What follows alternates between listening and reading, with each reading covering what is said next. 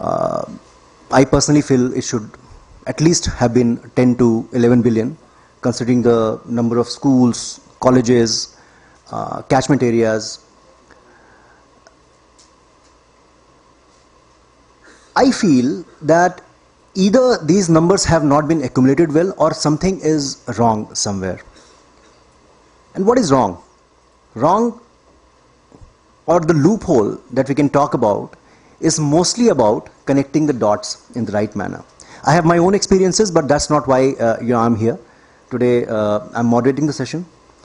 We have with us Mr. Chang-Ho, Minister Counselor for Political Affairs, Embassy of Republic of Korea. The country, you know the size, I mean we were just discussing about size of the country. It was probably of the size of Kerala. Population is probably of the size of Delhi.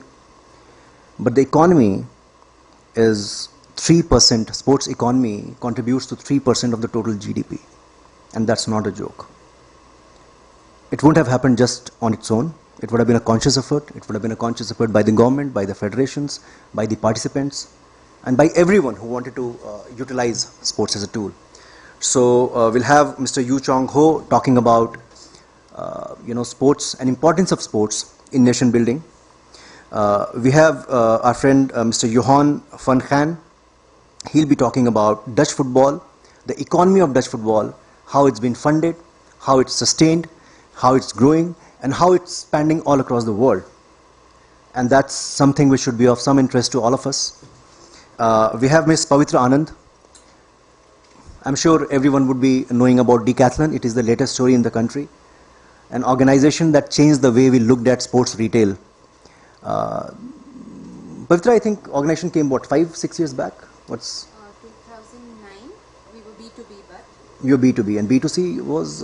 In 2009, we started in B2B, and B2C was 2013. Yeah, so it's been 6 years of B2C. We are looking at 1,700 crores of sports retail. That's not a joke.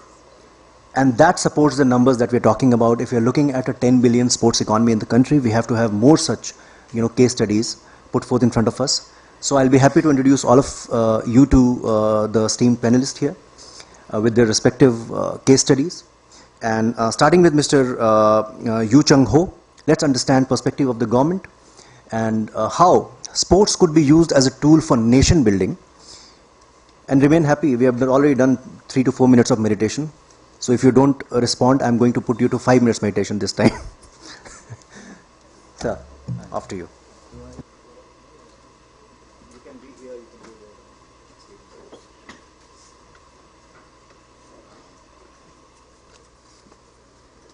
Sorry, is the presentation up? Sorry. Do you have my presentation?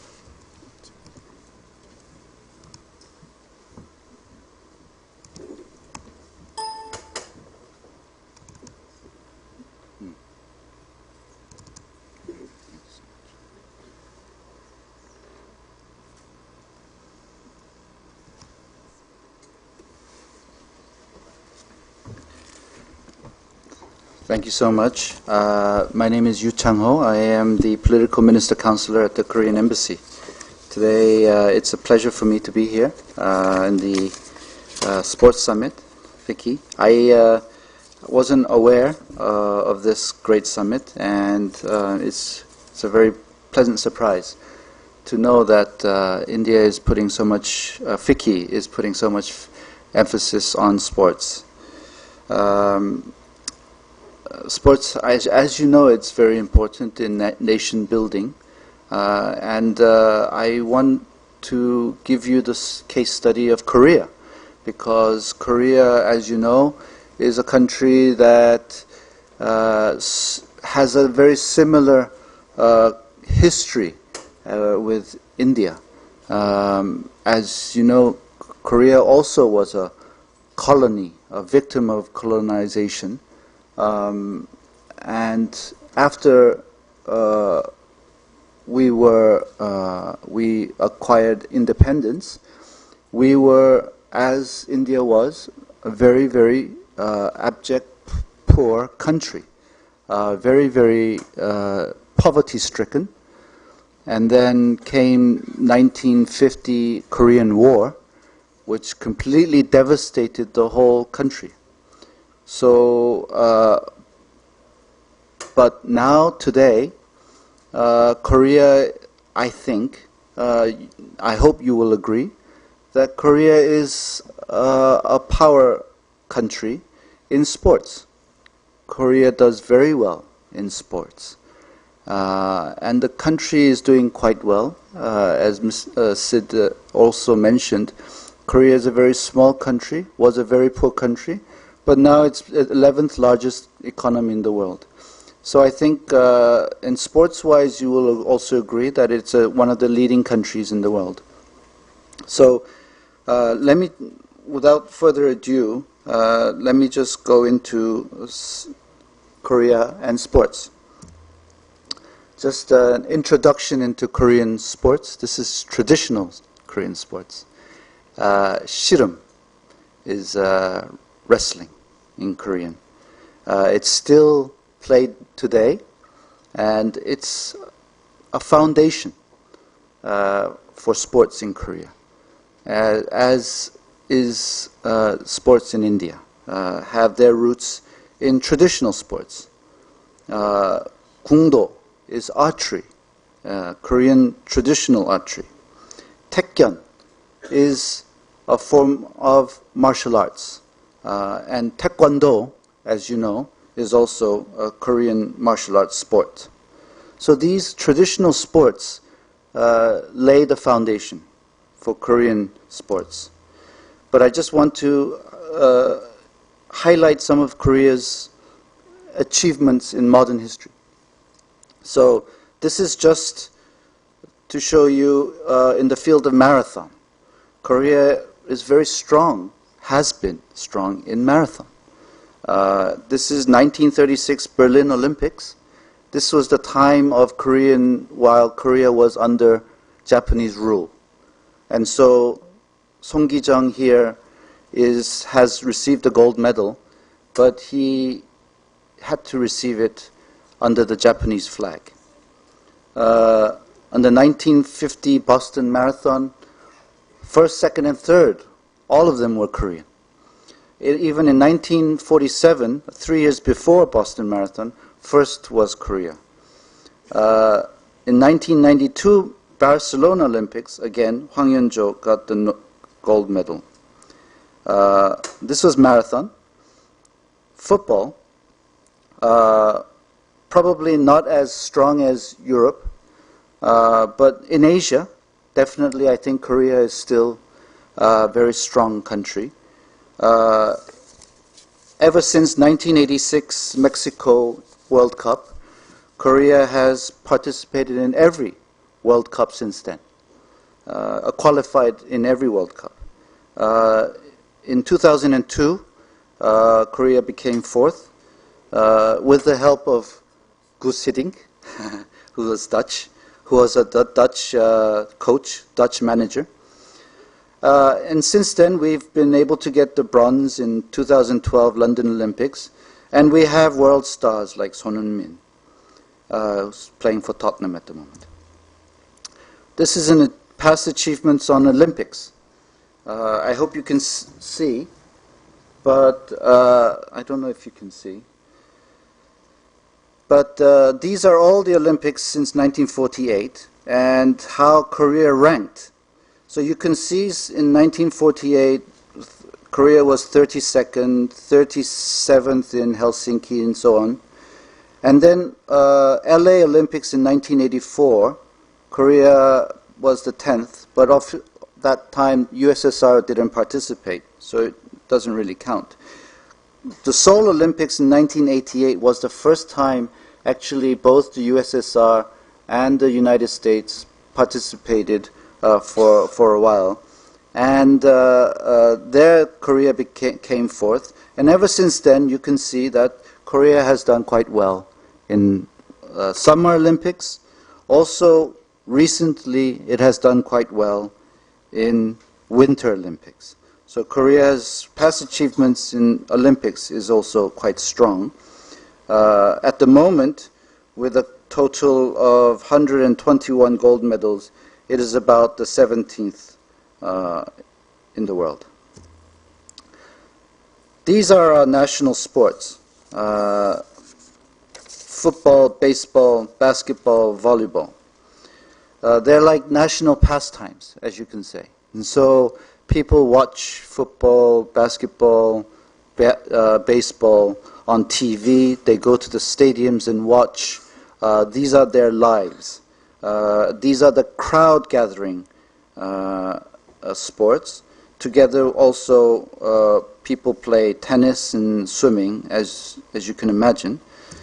But as you can see from the Olympics sports category, Korea is top in archery, taekwondo, judo, wrestling, shooting. In the Winter Olympics, short track, speed skating, figure skating. So where does all this come from? How did Korea become so successful in sports? And I think to begin with, it's the values that Korea puts in sports as a nation. Obviously, sports promotes health, longevity, reduces medical expenses. So economically, actually, sports helps the economy. It reduces mental illness, and it's an exodus for stress, so which helps happiness. Sports is also a source to reduce social tension. It improves social skills. It enhances leadership. It reduces social contention and violence. It enhances social integration. And especially with South Korea being there with North Korea, it's a source of unity. Sports in Korea promotes national branding. So ever since the 1988 Olympics, I think, we were able to build up on the national image, which brings up the national brand, and then also enhances national confidence of people.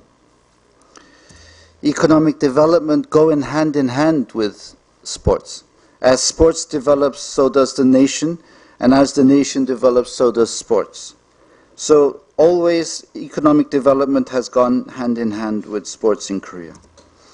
Sports industry is the most value-adding industry in Korea. As Sid already mentioned, it's almost 3% of our national growth. It's a part of our GDP. While our national growth rate is 2 to 3%, sports industry growth rate is at 7%. So it's one of the highest growing industries in Korea. And it's one of the most value-adding industries. To give you a little bit about the history of Korean sports. Sports was quite strong even in the colonial times, and it was also always a source of hope for the people, and it helped our independence movement. On the left, you see Mr. Bok-dong, who was a cyclist, and he was quite famous at his time, and the Japanese tried to denounce him, and that stirred up national sentiment against the Japanese colonial rule. So did Song Ki-jung's gold medal in the 1936 Berlin Olympics. After the independence in 1945, 1960, Korea, as I say, was very poor, and the war had devastated the country. So it was very, very bleak at the time.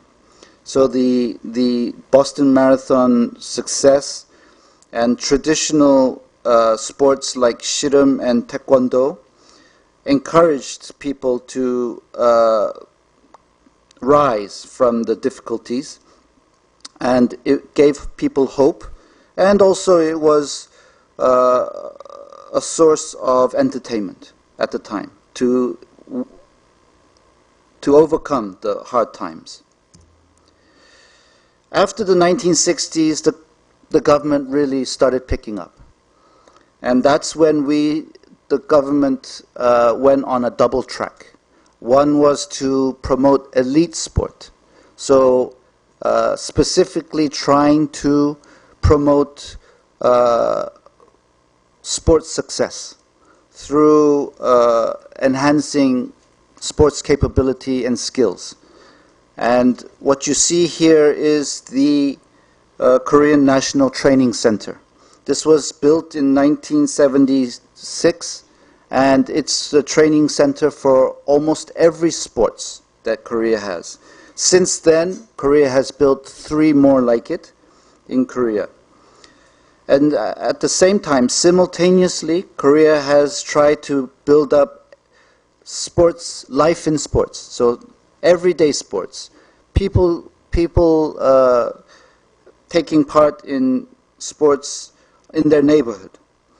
And so this was a simultaneous 2-track approach that the government had to promote sports. And as you see, this is just the local sports facilities promoting badminton.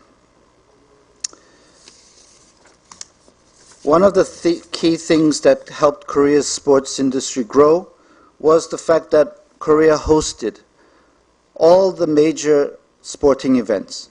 The Winter Olympics, the Summer Olympics, the Winter Olympics, the Athletics World Championships, and also FIFA World Cup.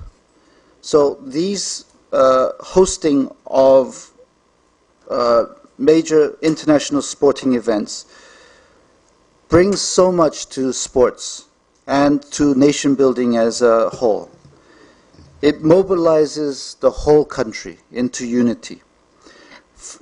Second, there's a lot of facilities that are being built, stadiums and additional facilities that create more development. These events also promote sports, as you can imagine. Even though you're watching sports all day for the duration of these periods, and this entail so much sports watching that after these events happen, there is so much demand for local governments to open up sporting facilities. And so the sporting craze starts nationwide. And I will go a little bit into detail of one specific case study later on. And of course, sporting events, hosting sporting events helps national image as well. So the measures taken by the government was obviously to build infrastructure, but not just physical infrastructure, legal infrastructure. In 1962, the Parliament passed the Sports Promotion Act in 1962, which helped local governments and schools everywhere to get help in building sports facilities and building sports programs. Obviously, there's local and national sports facilities being built every day. The government tried to enhance competitiveness nationally and internationally, and so by promoting elite sports, it has done that. It also did that by importing foreign expertise to coach Korean national teams. And that's one of the reasons why Olympics did so well. Oh, I'm so sorry. Thank you. Okay. So, hosting international, I've already gone through that. And then promoting sports industry. As I say, sports industry helps real estate, tourism, fans, and entertainment business. Let me just finish quickly by just introducing this city in Uiseong in Korea. This 5-member female team won the curling category in the 2018 Olympics. They got the silver medal. And ever since then, Uiseong has been the capital of curling in Korea. And ever since then, they've built the curling stadium in Uiseong, where they are inviting curling teams from all over the world to come and practice there, and also localize the sport. So people are, it's a very, not a very common sport, but still it is becoming more and more popular, and it is helping with tourism and industrial development. I'll just stop there, and I will continue if there's any more questions. Thank you so much. Thank you, Mr. Yu Chang. I'm so sorry. No. I mean, in fact, we had to somewhere bother you in the middle. But what we understand that government took sports extremely seriously. It was 1960s when government decided to use sports as a tool to bind the whole country and go on the path to develop the nation. So mostly there are three things that I could find out sitting here out of your presentation. Is infrastructure building is something which government took very seriously. Hosting international events, which was again, it was very meticulously weaved with the whole infrastructure development, and then the sports city model where they allowed people to participate. So it was a very comprehensive approach which government took, and we see the result of concentrated effort towards development of sports. We would have loved to hear more about grassroots sports development from you, but then I'm sure we'll have next session coming up. So thank you so much. Any question? Any one question for sir, just in case you want to add? Yes, Siddharth, please. I have a question around. I have heard that in Japan and Korea they have full-fledged stadiums on the top of 60 or 70 story buildings. So I just wanted to ask, I mean, I've seen some images on Google, I've never been there, but if you could just for a minute tell us about that, because that seems like a phenomenal concept to have a sports stadium on the top of a massive building.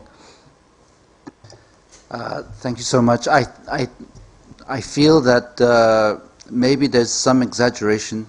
I don't think there's a full-fledged stadium, but Korea has stadiums. Obviously, hosting the World Cup, every city had a football stadium built, and also, but every large building or has sports facilities in it. So whether it be a swimming pool, whether it be tennis courts, whether it be a gym, most probably not as large enough to become a football field, but in any case, sporting facilities are readily available for everyone in the community, and that is one of the reasons why we have that grassroots development of sports in Korea. Also, I just one idea was the interesting idea was in Qatar when they will have the the World Cup. One of the ideas that Korea had put forward was to build a mobile stadium. So one of the worries was, what is Qatar going to do after World Cup? What is it going to do with all the stadiums? And so if you build a stadium on a very large ship, you can sail it to wherever it is needed. So that was one of the ideas that was put forward. But I mean, that just goes to your ideas as well. Thank you so much. So at least we reached the ship from the roof, and that sounds more relevant to me as of now. We have heard about government's perspective, and now before we move to the federation's approach, let's go to the masses, the common people and their psyche, how Decathlon has captured that, and how they have used this psychology to utilize public psyche into. Oh, I think we already have our friend Johan, so we'll not stop him. And let's understand, he wants to, continue with the hierarchy. So government and federation and then common people. We would love to hear, we're waiting for you to start. Was it me or are you going first? Not a problem, doesn't matter. Okay. We all will get a chance. Sorry. So here we have Johan. Yeah? Please, Okay. please. Thank you so much. Good afternoon. Before I start, I think the presentation by Mr. Chang-Ho was very interesting from a nation-building perspective. When you talk about Dutch football, most of the time when you enter a taxi anywhere in the world, people always start talking about our football players who play for the Orange team, which is most of the time more famous than the country itself. When you talk about the Netherlands or from Holland, people don't know which country it is, but they always know the football players. So that is a form of nation building as well. And as far as the Qataris are concerned, they settled for a stadium that they can tear down again and put somewhere else. That's probably somewhere in the middle of what you proposed. Yeah. Dutch football. I will keep it short because apparently we are running out of time. I will skip the whole introduction of myself, except for the fact that I'm 56 years old. I'm still playing football, and I am one of 17 million national coaches in our country, because everyone in our country is entitled to have an opinion about football. There's only one person deciding about who to field. When you compare the Netherlands with India, we are something like the city of Delhi. And when you look at us from a size perspective, you have to look at Kerala or something. And I'm going to tell you something about how do we bring up talents, how do we finance that whole system as being a small nation in Europe, and where do all these big players from 74 with Johan Cruyff, with Gullit and Van Basten in the 80s, with Bergkamp in the 90s, Robben 2010, and now at Barcelona we have a new youngster, Frankie de Jong, and it goes on and on. And when you look at the figures of Dutch football and talking about figures in India, most of the time is not very impressive because your numbers are way bigger than ours. But we sometimes say it's much better to be small because we can control. And when you look at the Netherlands as a nation with 17 million inhabitants, our football takes away people at Decathlon or at IKEA in the weekend because we organize football. 30,000 matches every weekend. Imagine these people not going to the football, then all the parking lots at IKEA, at Decathlon, they would all be flooded and they would not know what to do with it. That's what football is in our country. Everyone is at the football pitch. And when you're looking at the active number of players, it's very small, but when you compare that with the countries around us, we as a small nation, we have to be clever and we have to make sure that the 11 players that we put against Spain and against Germany and against France, those 11 are competitive to keep that position in Europe going. When you look at what we've done over the past 45 years, we have been, since 74 when we became second and 78 when we were runners-up, we have been to most of the tournaments. We don't have a record like Korea where we can say we are always there. That has to do with the competitiveness of European football. And we had a huge collapse in the early 80s. And being that small nation, we looked at how do we organize football on a lower level, how do we organize our talent nurturing, and when we came back 8 years later, we immediately became European champions. So we took our measures to stay on that high level. And unfortunately, we were not present at the World Cup in Korea and in Japan, but we came back and we were competitive again. At this moment, we're recovering from the third crisis, and we are fortunately qualified for Euro 2020 again. And when you look at your national teams, your club football cannot run behind. The only thing, being a small nation, is that the big money comes in the big leagues, and we are a small league, and we are not considered the Man Uniteds and the Barcelonas and the Real Madrids. Our clubs, from a finance point of view, only have to deal with a budget of like 10% of these clubs, and they have to be clever to field the right players to perform. But you can see that in the past we used to be bigger from a club perspective in Europe than at the moment. It's 17 years ago that we won our last European Cup, and only last year Ajax was able to make it to the semi-finals, which was a huge achievement when you're looking at the clubs that they had to face and the budgets that these clubs have to do their affairs compared to ours. And when you look at the organization of football, this one I already showed you, we are able, with our competitive leagues, to organize. We are a small nation. When you go from the north to the south, it's 400 kilometers, and the traffic is most of the time good. So it takes you 3.5 hours, not like when you go in Mumbai for 30 kilometers, it takes you 2 hours. In our country you can move, and that's also for us, we can organize a league from clubs in the south against clubs in the north. So even when you are 13 years old, we play a national league where the best players of the country play the other best players of the country. Competitive leagues make competitive football. That's one of the most important lessons for upcoming football nations. Make sure that they play enough and that they play on their own level. And when you look at that whole scheme of football and the clubs, the 3,000 clubs that we have in our country, and the Football Association, we are always in contact on that red arrow, the individual player, the Bergkamp, the Robben, that we want to have in the national team. The whole figure is based on getting that player on that level. Winning for our coaches, for the coaches at the age of coaching under 15s and under 17s, if they become champion, we say, thank you very much for that, but the aim is that we get the player on the highest level at the moment where it counts, where the nation is proud of the big stars on the World Cup scene. So we don't have coaches who are looking at their own gain, at their own winning. No, our coaches are there to develop players up to the highest level in football. Very important is to educate your coaches.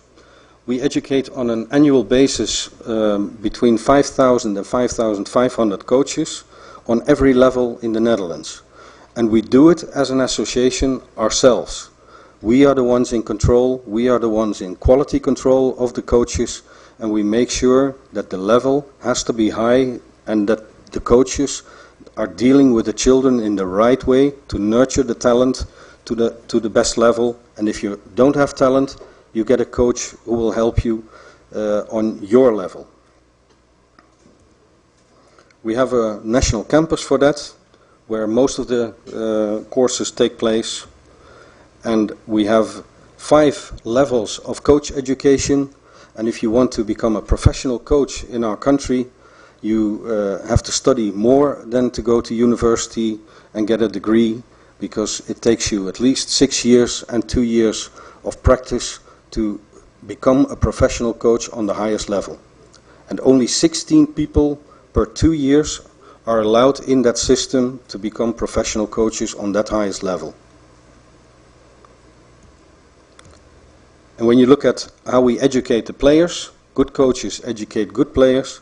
Every scheme that you see there, from under 7 all the way to under 19, has a different approach to coaching to the players, where it's all about the development, the individual development of the player, and within the individual development, how the team can perform. But it's most of the time not about winning, only at the age where it starts counting to win. And then, most important, when you talk about economics and your nation building and your football, we have 3,000 clubs in the Netherlands, and how do you as an association facilitate that all these 3,000 clubs with 1,200,000 members can play, each of them can play on their own competitive level, and how do you sustain that? When you look at the organization of the leagues, the third last pillar is the most important. Every player in our country, whether you're good or bad, whether you're 7 years old or you are 50 years old, you get the guarantee if you enter a KNVB league, at least 22 matches a year, competitive matches on your own level, so that football is interesting for you. And that means that you can train once or twice a week and you play throughout the season at least 22 matches plus cup matches. And when you compare, for instance, a small town where I come from, only 25,000 people, that must be something like a small village somewhere. We have 3 clubs, and the clubs in total, they have 7 fields available, and the 3 clubs, they cater for about 1,500 people.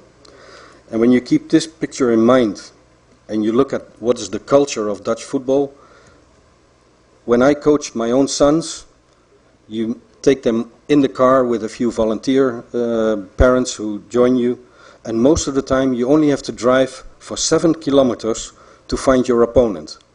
In my time that I had to coach them, the furthest destination that we had to go to play league matches was 15 kilometers. And when you look at this picture and you look at the next one with all the green parts, in that whole area we had 75 football fields where the children at least could play on. And that is what determines our football culture, that the density, the entry is so easy. When you drive for 7 minutes on a bike in our country, you will always find a football field. 7 minutes. And how do we finance that? Our football is driving on subsidies from the government. Our commercial partners of the Football Association, they pay also around 30% of the total turnover of what we call in amateur football only 55 million euros that it costs. The players, they pay about 20% of the total. We also do fines with yellow cards and red cards, and you have to pay for that. So that is about 10% of our income, and we're not proud of it because we want it to be lower. And then there's various incomes. But out of the 55 million that we get per year, we organize everything in football from the age of 5 until the age of 65, the national, all the women's, and that's about 30,000 matches every year. A youth member in our country contributes to our association like 650 rupees per year, and a senior member 825. And each team is paying something like 10,000 rupees for a complete season. Other finances come from the Dutch lottery, which that's laid down by law. 50 million euros per year is put into football. But KNVB, as the biggest organization, only gets like 3.5 million for that. We also have other popular sports who are trailing with their finances, and they get more out of that. And when you look at the Dutch government, that is the most important pillar. Our government feels that sport is good for the people and sport is good for the nation. So they invest 180 million in sports every year. And that is the national government, and that is the community governments who subsidize the games and the sport in our country. So our local governments, they invest almost like 1 billion per year in infrastructure and maintenance of all the sports facilities. And that means basically that when you play a match in our country, that the actual cost is much higher than what is paid for by the people. And that's why we keep football and all sports interesting for the people, keep the cost low and divide the cost amongst many stakeholders to make sure that you can maintain that whole pyramid and that everyone can play. Thank you very much.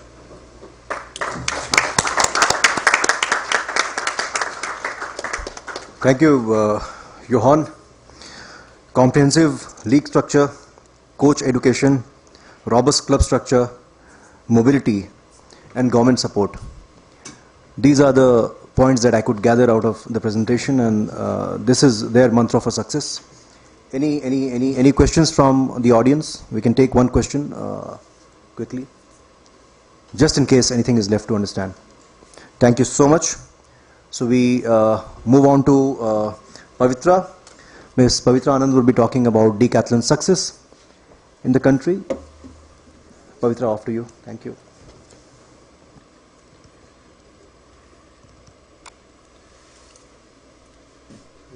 The presentation.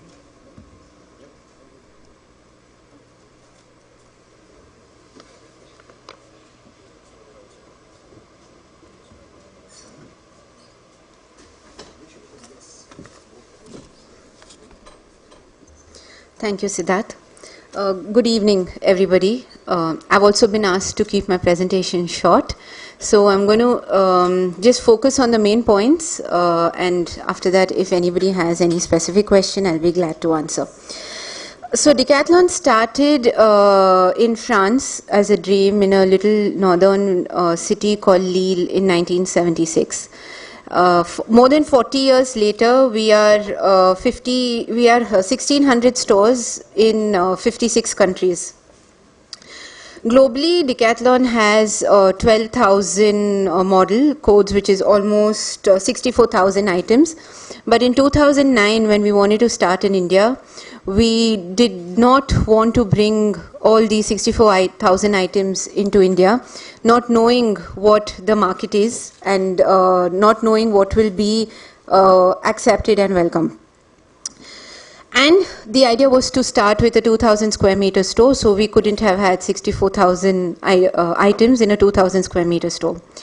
So we started, and we chose the sports for the Indian market. But soon we realized that our team members were more inclined towards sports that were not so commonly practiced in India, like rollerblading. And soon we realized that our customers, our team members, love rollerblading. And now we have rollerblading classes, coaching classes in India, in Bangalore, every day. And we have almost 50 to 60 children practicing rollerblading during the weekends.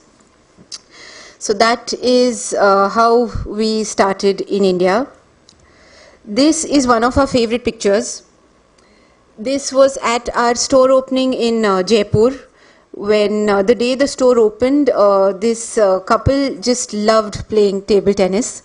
And they were really a source of inspiration for a lot of our team members, for a lot of our customers. So I just wanted to put it up here because it is really one of our favorite pictures to show that sports is really for all. So in India, we will be 75 stores by the end of the month in 35 cities. One of our strengths is our passion to create an experience either inside or outside our stores. That's why most of our stores, if not all, come with a playground outside and or an experience zone inside for customers, children to try our products. We have Actually, to this end, how do we achieve it is we have playgrounds, experience zones, sports communities, sports advisors, sports passionate individuals who really try their best to be linked to the sport of their choice, to help customers to buy the product that is more suited for their use. Because sometimes as a beginner, we have customers coming who want to buy the most expensive shoe because they think that's what is needed. But that's not true, and we've had customers write back to us to say that I came in and I picked up a most expensive shoe, but your sales people on the shop floor said that this is not meant for you, but buy this shoe which is maybe half the price. So they were really touched by the fact that we are just not here for business, but to really give sports advice and help the customers choose the right product based on the use.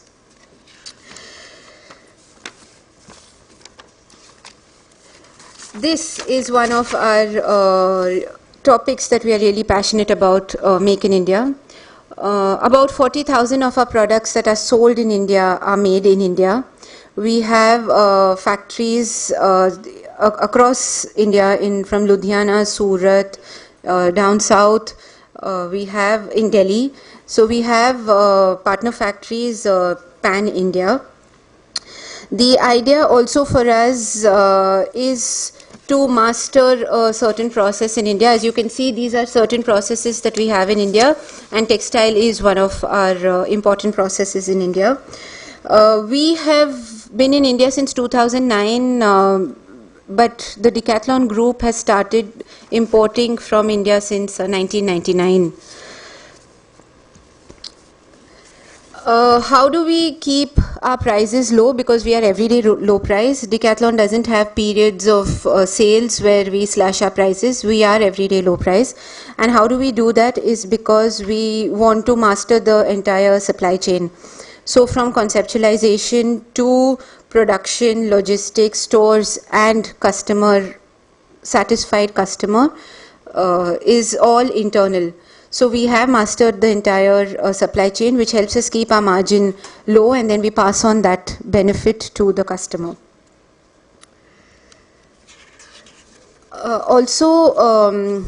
How one of the ways we do it is because production is also managed by us internally. We not only are involved in sourcing of the fabric, for example, but also the yarn for the fabric to make it into a finished product. So that helps us really control costs. This is a McKinsey report which says that India will be the fourth biggest sports market by 2027. This morning we heard that India aims to be a 5 trillion economy in 2024. So we want to be aggressive in Tier 1 cities, what McKinsey characterizes as Tier 1, because there is potential in Tier 1 cities. Having said that, we want to make sports accessible to the many. So we are exploring Tier 2 and Tier 3 cities like Ludhiana, Madurai, Raipur. And cities where we are not present, we have our website, decathlon.in, where users can order from, and we deliver all over India through India Post, where the courier service is not possible. Of course, there are a few challenges that we face, but we have teams internally who are working to overcome these challenges and get everybody involved in sports in any way that is possible. What do we do in stores? Our team members are sports enthusiasts.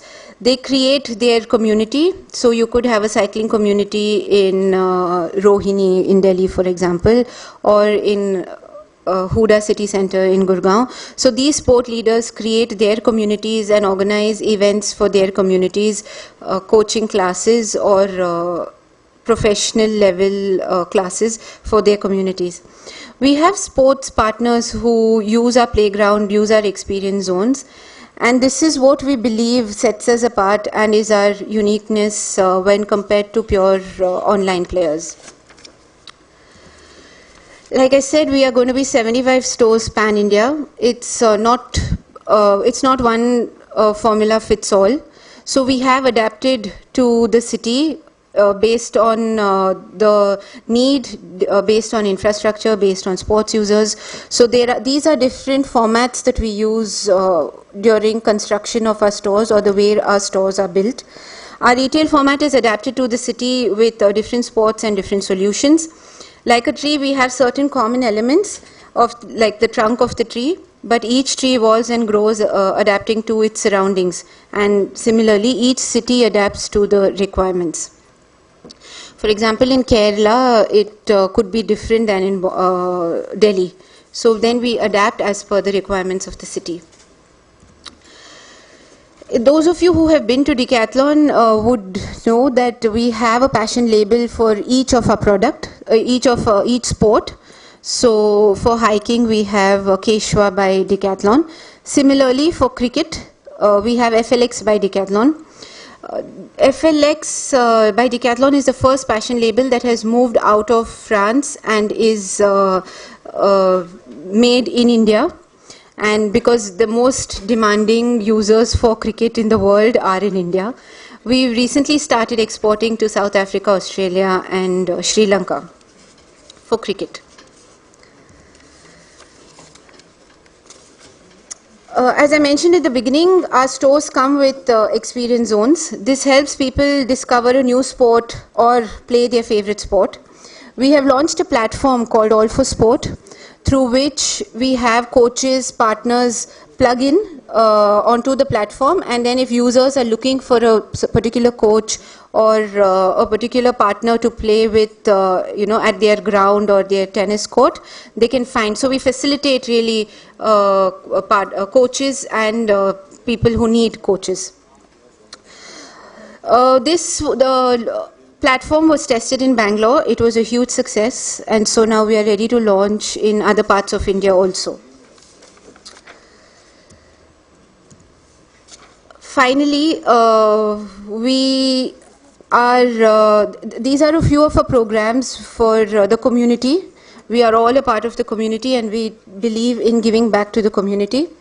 In 2016, we started a program called Sport for Schoolchildren to share the pleasure and benefit of sports with the children in our community, who today, for reasons like lack of awareness, accessibility, affordability, or pure inhibitions, do not have access to sport.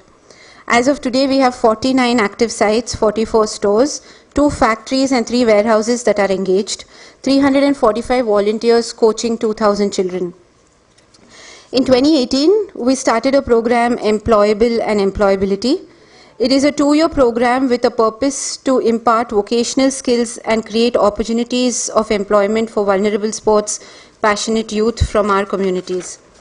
We have 20 youths benefited from this program and 35 trainees.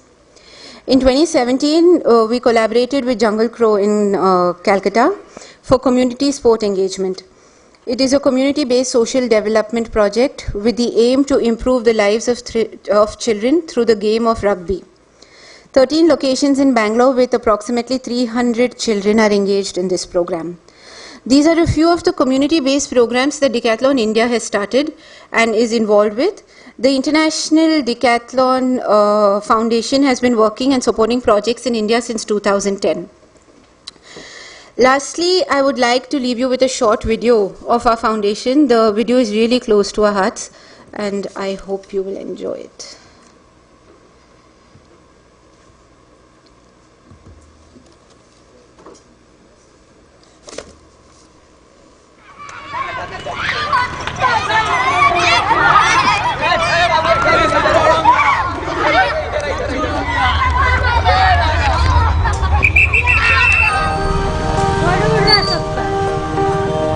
My name is Sunny. I'm 17. Since my early childhood, I have lived without my family.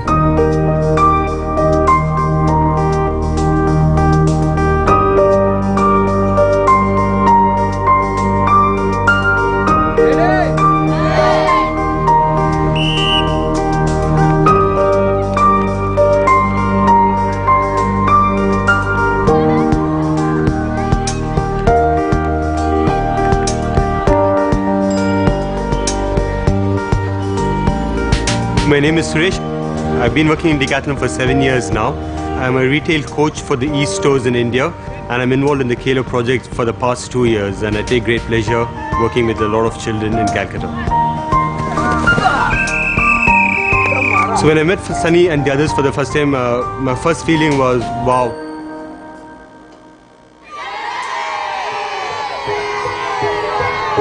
When you see young people who are who had no access to a home, to education, to food, and now when I see the confidence when they play sport or when they speak to you, it teaches me that everyone has an opportunity if you fight hard and you want to succeed.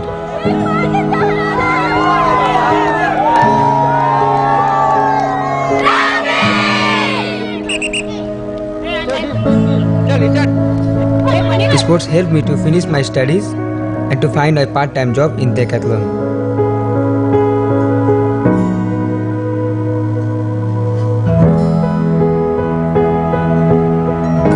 Our aim is to make sports accessible to all. By having the human connection, going into communities, teaching them sport, teaching them how to integrate, and I think that's the responsibility of Decathlon, to integrate everyone through sport.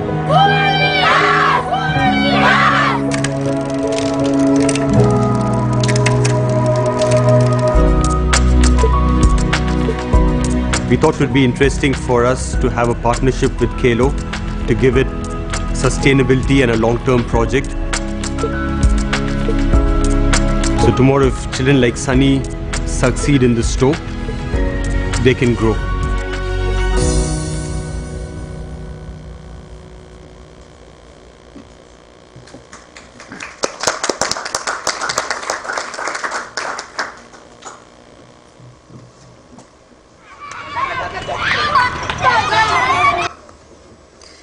So, thank you very much. Very nice. Thank you. Thank you very much. Personalized approach, inclusivity, experiential shopping. I think these are the key takeaways from Decathlon presentation. Thank you, Pavithra. Thank you so much. Any question? Any one question from the audience?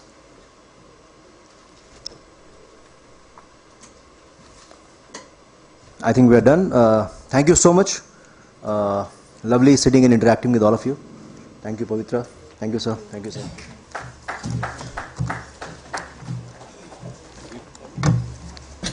Very nice. Hi.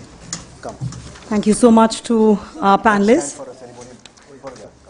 for the presentation. And on a lighter note, Mr. Johan had a very wonderful introduction. In fact, when I had been to him to ask him about the pronunciation of his name, his friend told me just the way you pronounce Shah Rukh Khan. So I think that was interesting as well.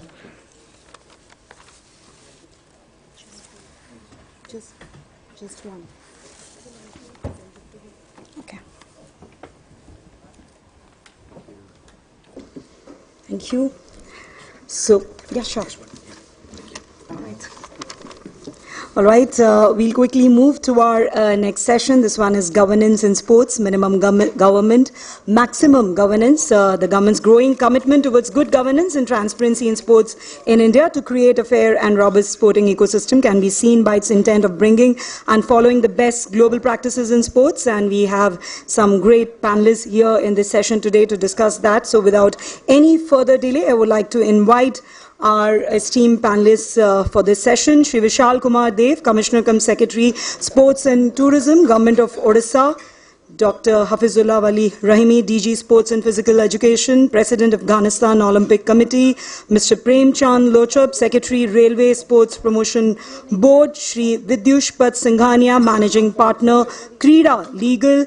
And of course, the session will be moderated by Mr. Himanshu Chaturvedi, Member, FICCI Sports Committee, Founder and MD, HTC. So with a round of applause from all of you, could I invite our esteemed dignitaries on dais? The session will deliberate on the challenges faced by the multiple stakeholders and ways to overcome these issues by creating a robust futuristic blueprint. But before we start with the session, I leave it to Mr. Himanshu to take it forward. I will request him to, as is the traditional practice at FICCI, present a green certificate to Shri Vishal Kumar Dev, Commissioner cum Secretary, Sports and Tourism, Government of Odisha. The commitment of FICCI towards green development.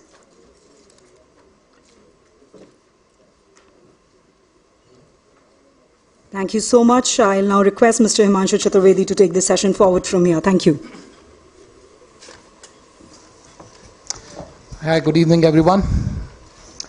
I think most difficult task for somebody to, towards the end when you have a session. Half the people have left, half the people are sleepy. So we'll try and wake you up, shake you all. I think probably we have the toughest session because normally whenever we talk about the government, we are always on the wrong side. We always try and give them a bashing that no, government can never be right. So we have some wonderful panel here. We would like to tell the other story to people and see that's not always the wrong which is on the government side, it is the right also on the government side. So let me